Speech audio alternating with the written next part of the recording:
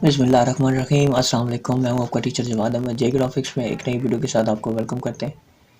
आज की जो वीडियो हमारी सेकंड ईयर की computer science book chapter number 1, उसमें से एक टॉपिक है डाटाबेस। लास्ट जो लेक्चर है उसमें हमने डाटाबेस को देखा था डिटेल में कि उसमें क्या क्या चीज़ें इन्वॉल्व होती हैं। What is database. Last time जो हमारा लेक्चर था लास्ट, उसमें हमने ये देखा था।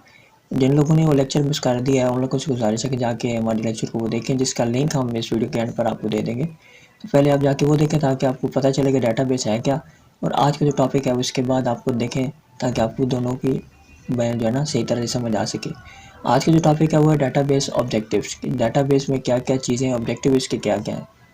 ठीक है, तो वीडियो करते हैं स्टार्ट। वीडियो स्टार्ट करने से पहले आप लोगों से गुजारिश है कि जिन दोस्तों ने हमारे चैनल को सब्सक्राइब नहीं किया, हमारे चैनल को लाइक करके सब्सक्राइब करके बेल आइकन के बटन को दबा दें ताकि जो न्यू वीडियो का नोटिफिकेशन है और आप परमानेंटली हमारी यूट्यूब फैमिली का हिस्सा बन जाए। करते हैं अपनी वीडियो को start. Database objectives. There are the at least 3 main objectives for using the database organization. कि 3 हमारे पास ऑब्जेक्टिव होते हैं किसी भी डाटाबेस को रन करने के लिए, किसी भी डाटाबेस को बनाने के लिए। पहला क्या है, data integration. In a database information is coordinated from different files and operated in a single file. के डाटाबेस में इंफॉर्मेशन कोऑर्डिनेटेड के इकट्ठी की जाती है डिफरेंट फाइल के साथ, लेकिन जब उसे ऑपरेट किया जाता है, उसे एग्जीक्यूट किया जाता है, फिर उसे सिंगल फाइल में इसको रन किया जाता है। Logically the information is centralize. Physically data में be located on different devices. कि जो फिजिकली डाटा है वो हो सकता है कि डिफरेंट लोकेशन या डिफरेंट डिवाइसेस पर लोकेट हो, उसमें पड़ा हो, scattered around our different locations, जो डिफरेंट जगहों पर फैला हुआ हो, connected through data communication links. और या ये हो सकता है कि आप एक दूसरे से कनेक्ट हो, उन्हें कम्युनिकेट कर रहा हो थ्रू लिंक्स, कम्युनिकेशन लिंक्स के थ्रू कनेक्टेड हो एक दूसरे के साथ।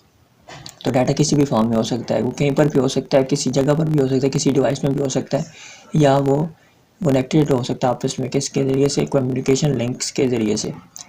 Data integrity.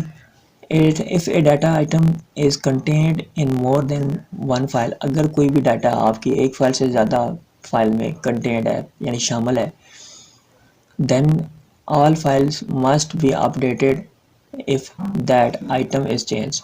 यानी अगर आप फिर उसमें से किसी जो यानी वो डाटा जो आपके डिफरेंट फाइल में मौजूद है, अगर एक फाइल से आप उसको आप चेंज करते हैं तो फिर आपको तमाम फाइल्स में उसको क्या करना पड़ेगा, अपडेट करना पड़ेगा। ठीक है। In a database only one copy of data is kept. Database में टोटल आपकी जो पहली कॉपी होती है, एक कॉपी होती है, उसको अपने पास रखा जाता है। Therefore the data is more consistent. जिस वजह से डाटा को ज़्यादा कंसिस्टेंट होता है, उसमें कंसिस्टेंसी होती है। ठीक है।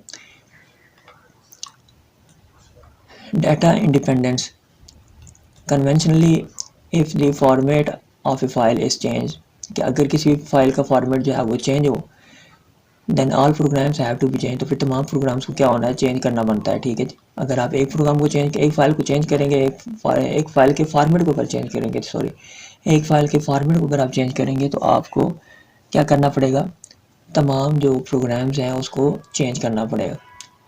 However A database allows the organization of data to be changed without the need to reprogram. It allows programs to modify without reorganization of data. ये यानी आपको उसको ऑर्गेनाइज करने की ज़रूरत नहीं है, आप इसको मॉडिफाई कर सकते हैं बगैर उसको ऑर्गेनाइज किए डाटा को। ठीक है जी। उसके बाद types of database models. There are 3 types of logical database models. पहला मॉडल हमारे पास क्या है, 3 मॉडल हैं। जैसे ऊपर डाटा ऑब्जेक्टिव भी 3 थे, इसी तरह डाटा बेस्ड जो मॉडल्स हैं वो भी 3 ही हैं। सबसे पहले क्या है, hierarchical model. This model has a general shape और अपीयरेंस ऑफ ऑर्गेनाइजेशन चार्ट। यानी आप इस तरह से इसको इसे सेव करते हैं कि एंटिटी 1 यानी एक स्कूल है, राइट, एक स्कूल है, उसका डाटा आपने कैसे रखना है। फिर उसके बाद ऑनर आएगा, ऑनर के बाद प्रिंसिपल या एडमिन में दो बंदे हैं वो आएंगे, फिर आगे टीचर्स आएंगे। ठीक है, टीचर्स, फिर हर एक क्लास आएगी, फिर क्लास की जो टीचर है उसको जो क्लास के जो टीचर है, ये फीमेल टीचर है, ये मेल टीचर है, उसको कितने बच्चे असाइन है, वो कौन सी क्लास की टीचर है। तो ये इसे कहते हैं हायरार्किकल मॉडल। इस तरह से अगर आप बनाएंगे तो इसे आप हायरार्किकल मॉडल कहते हैं।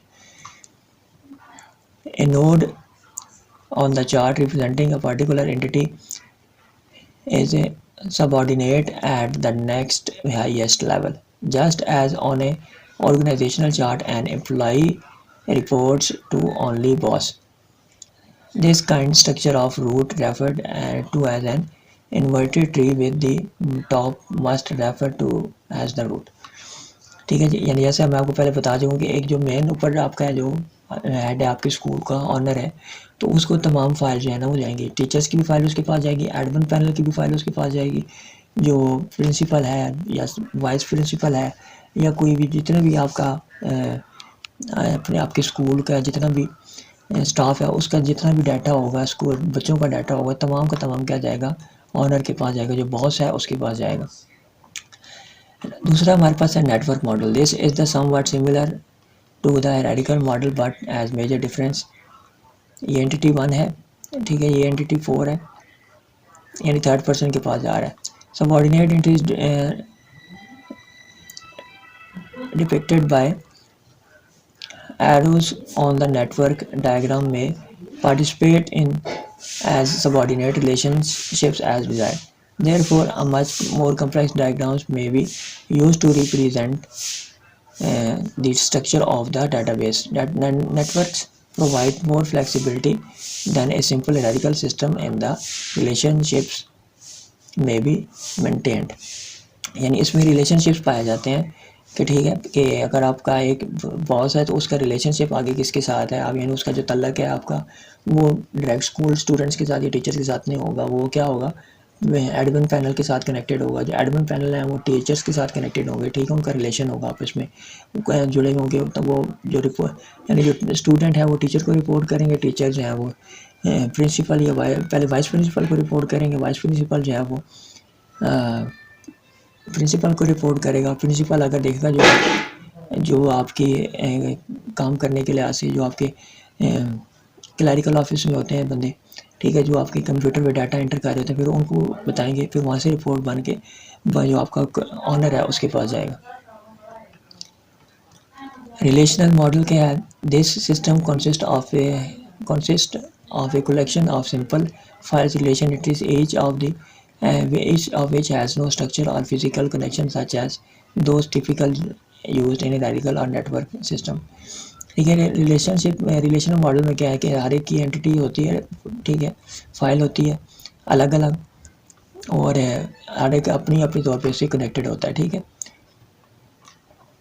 और लास्ट में आज का जो हमारा यहाँ पे एक लास्ट ये जो है, the various entities possess the inter relationships as depicted by a network-like diagram, but these relationships are based on the data content of the entities involved, not by pointer chains or other types of structural connections techniques.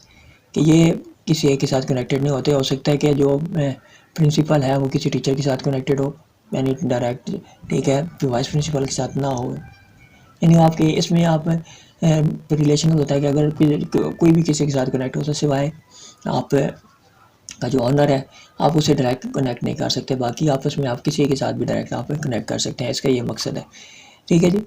तो उम्मीद करते हैं आपको ये lecture पसंद आएगा। और एक और चीज़ माजरत के लिए, क्योंकि मेरा आज थोड़ा सा गला ख़राब है, इस वजह से मैं ज़्यादा ऊँचा नहीं बोल पा रहा, तो अगर वॉइस थोड़ा सा मसला कर रही हो तो सॉरी फॉर दैट।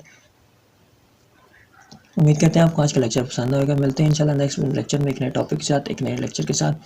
तब तक के लिए हमारे चैनल को सब्सक्राइब करके, लाइक करके, बेल आइकन के बटन को दबाना मत भूलें और हमारी यूट्यूब फैमिली का हिस्सा बने। थैंक यू सो मच फीमान, अपना ख्याल रखें। अल्लाह हाफिज़।